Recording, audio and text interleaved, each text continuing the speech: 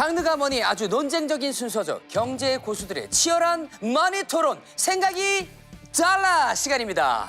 여러분, 투자를 통해 부자가 되고 싶으십니까? 너무 당연한 질문이네요. 부동산 불패 신화라는 말이 있습니다. 대한민국에서 부동산에 투자하면 절대 실패하지 않는다라는 말들이 있는데요. 그런데 요즘 미국 주식, 비트코인 등이 떠오르면서 변화의 바람이 불고 있는 것 같습니다. 그래서 준비했습니다. 부동산 불패 신화는 계속될까? 아니면 부동산 이외에 다른 투자로 갈아타야 할까? 궁금증에 대한 해답을 얻고자 생각이 다른 두 분의 투자 고수를 모셨습니다. 유튜브 부익남TV의 정태익 대표님, 유튜브 채부심의 최상욱 대표님 두 분 함께해 주십니다. 안녕하세요. 네. 안녕하세요. 안녕하세요. 네. 부동산 고수 두 분께 단도직입적으로 질문을 드리겠습니다. 투자 재테크, 그래도 부동산이냐 아니면 다른 투자로 환승이냐? 부동산 대 환승, 환승 대 부동산.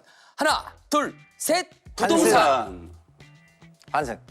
뭐라고 하신 거죠? 네. 잘 못 들었어요. 부동산이라고 부동산이라고 했어요. 최상욱 대표님은 환승을 선택해 주셨고요. 네네. 실제로 본인께서는 환승을 하셨습니까?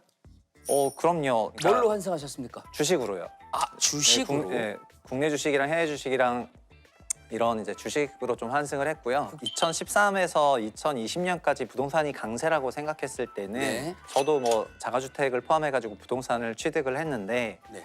20년부터는 이제 서학개미로 환승을 해야 된다고 생각을 해가지고 네. 심지어 거주하고 있는 집도 처분을 다 했고 매각을 하셨군요. 네, 다 처분을 하고 환승하고 어떻게 좀 괜찮습니까? 주택을 처분하고 나서 20년, 21년에 코로나 상승기 때 시장이 너무나 좋았었기 때문에 네. 평생 20년 사회생활 했지만 20년 네. 사회생활 한 돈보단 더 많이 벌었어요. 투자 수익으로.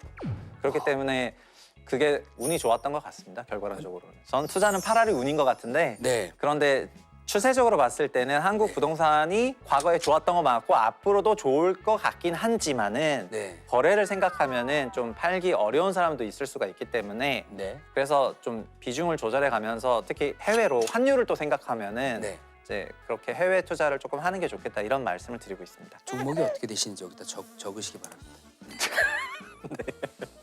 부익남님께서는 그래도 부동산을 선택을 하셨습니다. 장기적으로 볼 때 인구 감소로 인해서 부동산 시장이 붕괴가 올 거다. 뭐 이런 얘기가 막 돌고는 있거든요.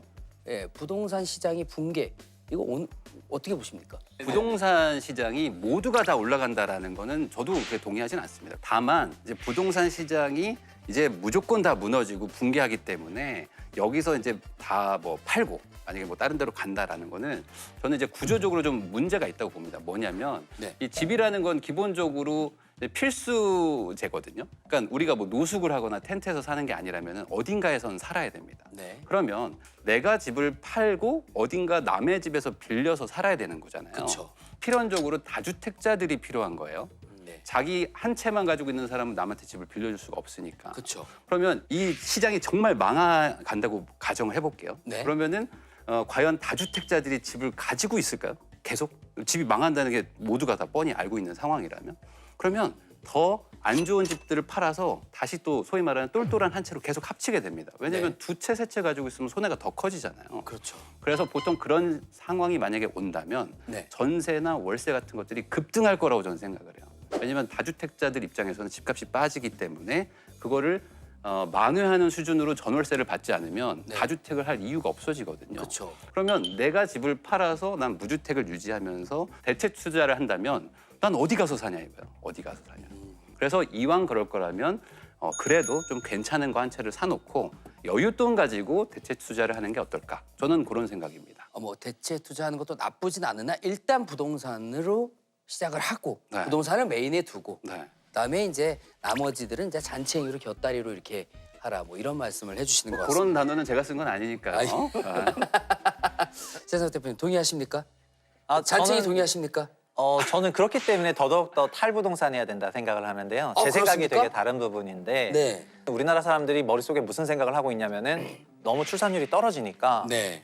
지금 당장은 아니지만 한 20년, 30년 후에는 진짜 경제 사이즈가 줄어들겠다 이런 걱정을 좀 하고 계시거든요. 네네. 그러다 보니까 피크아웃이라든가 초저출산 이런 상황이 왔을 때도 올라갈 부동산이 뭘까라는 그런 생각에 지금 미리 너무 선행해서 움직여가지고 소위 말하는 서울 쏠림이라든가 지방을 소멸하겠다고 막 생각을 하면서 가격 양극화가 너무 벌어지고 있는 것 같거든요. 네네. 이 무대에 끼게 되면은 그러면 너도 정말 초비싼 그런 부동산을 사는 랠리에 끼든가 아니면 거기서 나와야 된다고 저는 생각을 해요. 초상급지만 점점 더 뾰족해지는 그런 마켓에서 모두가 행복해지기 되게 어렵다 저는 그렇게 생각을 하고 최 대표님 굉장히 중요한 얘기 해주셨습니다. 어차피 먹을 사람이 많이 없다. 어차피 거기에 못 낄 거면 다른 거 하자. 환승하자. 이렇게 말씀해 주신 것 같습니다. 왜냐하면 사실 실익이 높은 투자를 하려면은 우리가 알고 있는 뭐 예를 들어 강남 3구라든지 뭐 용산처럼 네. 뭔가 집값이 계속 상승 기류를 아주 많이 타고 있는 그런 곳으로 가야 하는데 집값 자체가 비싸고 벽이 너무 높다. 이런 말씀을 해주시는 것 같아요. 자, 근데 이번에 토허제 해제되자마자 집값이 뛰었습니다. 특정 지역의 집값이 막 들쭉날쭉했죠. 아직 상승 여력이 좀 있긴 한 것 같긴 합니다. 네. 그 특정 지역에 몰려서 좀 더 그 기대감이 높은 것 같긴 한데 어떻게 바라보십니까? 최 대표님이 말하는 어떤 뭐 인구 감소에 의한 어떤 경제적인 위기나 어떤 우리 경제 규모의 어떤 축소 이런 것들이 안 온다고 말하는 사람은 전혀 아닙니다. 근데 실무적으로 좀 접근하는 거에 좀 관점 차이라고 보긴 하거든요. 네. 여기는 이제 두 가지 관점이 있는데 첫 번째로는 우리나라 국민의 자산이 80%가 다 부동산에 들어가 있거든요. 네. 실제로 금융자산이나 이런 데 들어가 있는 돈들이 많지 않고요. 특히 이제 주식 쪽도 되게 적어요. 대부분 예금이나 보험 같은 데 많이 들어가 있습니다. 네. 그 말은 역설적으로 부동산 시장이 붕괴가 온다는 거는 우리나라 경제에 엄청난 타격을 주는 거라서 그렇죠. 그러다 보니까 정부도 실제 집값이 빠지잖아요. 그러면 부양책을 막 쓰기 시작합니다. 네. 그러니까 이런 것들까지 고려를 하면 위기감을 가지고 또 어느 정도 해결도 할 수 있기 때문에 예상보다 조금 더 이게 좀 시간이 좀 길어질 수 있지 않을까. 또 하나는 아주 현실적인 이유가 있습니다. 뭐냐면 대체 투자를 해서 성공하냐의 문제예요. 네. 혁수님 혹시 주식 투자하세요? 잠깐 끊고 갈까요? 다른 대체 투자가 좋아요. 그리고 최 대표님은 전문가시잖아요. 대다수의 분들은 일반인들이 하기에는 너무 변동성이 커서 좀 리스크가 있다. 그렇다면은 수익성이 좀 나쁘거나 리스크가 분명히 있지만 그럼에도 불구하고 성공률은 좀 높은 돈을 덜 벌고 더 벌고의 차이지만 그래도 부동산 투자하시면 좀 벌었다는 분들이 많잖아요. 수익성도 확실히 보장돼 있는데 리스크도 없다. 없는 건 아니지만 네. 아주 이상한 걸 사지 않으면 대체 그래도 투자보다는 좀 적다라는 말씀을 해주시죠. 아무래도 좀 적지 않을까. 네. 저는 또 뭐 생각이 조금 다른 게 네. 22년 하락장만 갖고 오더라도 22년 실거래 지수가 20% 하락을 했고 개별 단지 기준으로는 40%씩 빠졌는데 네. 이거는 거의 주식이거든요. 수도권이라든가 지방권에 있는 아파트 가격이 어느 순간 이제 주식 같은 수준의 낙폭을 단기간에 갖게 되면서 주택을 주식처럼 하는 그런 시대가 된 것 같고요. 네. 그리고 쏠림도 이제는 장난이 아닙니다. 쏠림도 아까 말씀하셨던 것처럼 강남 3, 용산 같은 그런 소위 서울 25개 구에서 6개 구에서 7개 정도로 과쏠림이 있고 네. 주식에서도 그런 일이 많이 발생하는데 삼성전자 하이닉스가 오르면 다른 주식이 꼬라박습니다. 죄송합니다. 이제 그 예. 삼성전자 하이닉스가 블랙홀처럼 자금을 빨아들입니다. 네. 굉장히 고급지네. 그런 거가 지금 서울 부동산에 일어나고 있습니다. 전국 부동산에. 그러니까 특정 지역의 자금을 다 빨아들이니까 다른 지역에서 전혀 회복을 못하고 있고 과거 저희가 알고 있었던 그냥 대세 상승하던 그런 평온한 누구나 그냥 갖고 있으면 다 적당히 벌고 하는 그런 시기가 좀 아닌 게 된 것 같아가지고 제 생각은 좀 다릅니다. 네, 왜 그러냐면 다르십니까? 부동산이 주식화 됐다라고 말씀하시는 것도 분명히 전 이해가 되거든요. 네. 부동산은 보통 그런 그 대폭락 시기가 네. 한 10년, 15년에 한 번 정도 오거든요. 근데 주식은 거의 매년 와요.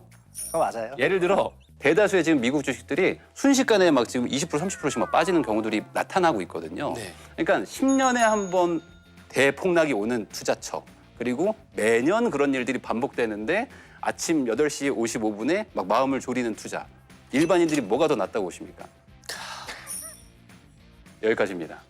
그런데 그런 통계가 또 있습니다. 그 매년 어쨌든 꾸준하게 연간 단위로 적립을 하게 되면 국장조차도 손실 구간이 없습니다. 매년 일정액을 사면. 주식이든 부동산이든 결국은 그걸 대하는 데 있어가지고 한 번에 뭐 다 투자를 한다거나 특정 시점에 다 매수한다거나 이런 식으로 한다면은 자산의 변동성이 너무 커질 거니까 그렇게 하시기보다는 분산 매입하고 분산 매도하고 그다음에 뭐 손절 같은 거 칼같이 잘 지키면서 자산 관리하는 게 중요할 것 같습니다. 자, 그럼 만약에 3억이 있다면 포트폴리오 어떻게 좀 구성을 하시겠습니까? 이 부동산에서 3억은 사실 충분한 돈입니다. 아, 그렇습니까? 이게 서울을 기준으로 얘기하면은 조금 모자라요. 왜냐면 서울 아파트가 지금 평균적으로 한 10억 정도 언저리거든요. 네. 근데 이제 이걸 경기도권으로만 내려가도 한 5, 6억 정도로 내려갑니다. 네. 그리고 정부에서 이제 정책 자금이라고 해서 뭐 소득이 낮으시면 뭐 5, 6억대, 뭐 아이를 출산했다 하면은 9억까지도 이 저리로 대출을 좀 해주는 그런 제도가 있습니다. 이런 것들을 이용하면은 한 3, 4억 정도 있으신 분들은 지금 내 집 마련은 충분히 가능하세요. 아. 그러면 어디를 사야 될까가 문제인데. 네, 그거를 좀 알고 이 싶습니다. 부동산은 기본적으로 이제 뭐 경기 북부와 경기 남부를 이제 나눈다면은 네. 경기 남부권을 조금 더 유망하다고 보고요. 아, 북부보단 남부가 더 네. 유명하다. 남부에서도 수원이나 하남 이런 곳들은 2, 3년 전에 공급이 되게 많았었어요. 네. 그 전세가도 좀 휘청휘청하고 네. 매매가도 좀 이렇게 빠졌었는데 이제 공급이 거의 다 끝나가지고 당분간은 또 공급이 많이 없거든요. 네. 이런 곳들이 딱 지금 말씀드렸던 한 뭐 6에서 한 9억 사이대로 집을 살 수 있는 곳입니다. 수원이나 하남 쪽 입력이 다 됐습니다. 3억으로 포트폴리오를 구성하십니다. 어떻게 구성하시겠습니까? 2억은 그 부동산을 마련하시는 데 쓰면 좋을 것 같고요. 네. 그리고 1억은 해외 주식을 뭐 배당 나오는 이제 고배당 주식이나 모기지 리츠 같은 걸 사면 좋을 것 같습니다. 3억 포트폴리오를 구성하는데 2억을 그런데 10년이 지나면은 그 2억은 뭐 한 2억 5천 돼 있을 것 같고요. 네. 그 1억은 한 3억 돼 있을 것 같습니다. 그럼 그냥 그렇게 3억으로 그럼 어디 살아야 되니까. 네네네. 네, 제가 뭐 대체로 나왔긴 하지만은 부동산을 하지 말고 대체해라 이런 것이 아니고 일단 자기가 주거 안정이 된다는 게 되게 중요하거든요. 네네. 번 걸 가지고 또 더 좋은 데로 갈 수도 있고 하기 때문에 그렇게 계단을 밟아 나가시는 게 좋을 것 같습니다. 분할 투자 굉장히 중요한 것 같습니다. 요즘에 고배당을 주는 그런 주식들이 많아졌습니다. ETF도 많아졌고 네네. 배당 수익률 8% 이상을 찾으시면 그것도 많으니까 그러면 그 정도 받으면은 아마 대출금에 대한 이자도 다 해칭이 될 것 같아가지고 2억으로 6억까지 사시는 게 가능할 것 같고요. 네. 6억 원 언더로 1동탄이든 2동탄이든 찾아보시면 많을 것 같고 수원에도 많이 있을 것 같고 그리고 저 개인적으로 안양 같은 데도 이제 뭐 괜찮을 것 같습니다. 잘 들었습니다. 시청자분께서는 두 전문가의 의견을 잘 참고하셔서 신중하고 현명한 결정하시길 바라겠습니다. 자, 끝으로 오늘 두 분의 생각이 얼마나 달랐는지 달러를 통해서 확인을 해보도록 하겠습니다. 자, 생각이 너무 달랐다. 그럼 100달러입니다. 생각보다 네. 너무 안 달랐는데? 너무 일치됐는데? 그럼 1달러입니다. 하나, 둘, 셋! 20달러. 저 1달러입니다. 오히려 많은 액수를 들지 않을까 했는데 저 그냥 오늘 결론은 동탄 사면 될 것 같은데요? 끝에서 생각이 많이 합쳐졌습니다. 네. 합치가 되셨군요. 네, 마지막에 결국에는 너무 올인해서 무리하지 말라는 거지. 네네. 주거 안정에 대해서는 저는 같은 마음이신 것 같아서 같았다라고 생각합니다. 그렇군요. 네네. 네, 부동산 투자와 대체 투자에 대한 두 전문가의 생각은 아주 많이 다르진 않은 것으로 보여집니다. 치열한 토론 잘 들었습니다. 감사합니다. 감사합니다. 감사합니다.